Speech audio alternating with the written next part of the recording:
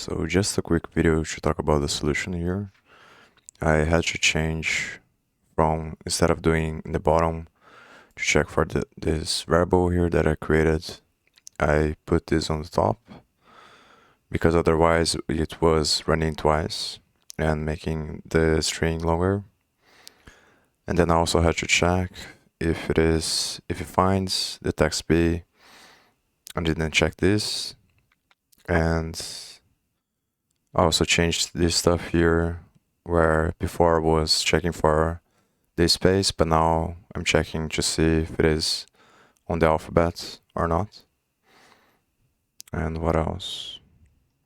Yeah, so this part here, instead of looking for the same way that I'm looking for in here when encoding, you actually have to find the value by the row.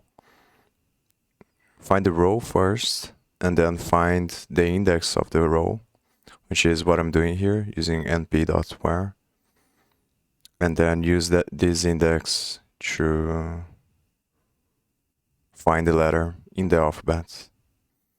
So you catch the index using np.where and using the row to find the value.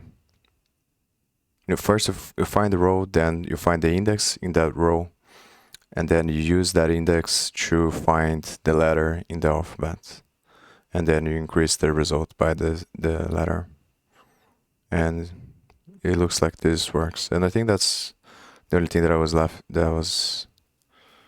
I didn't do in the video. So yeah, and I didn't even need to use the regex that I thought I would need to. So I think, yeah, this passes everything. So yeah, that's about it. So see you next time.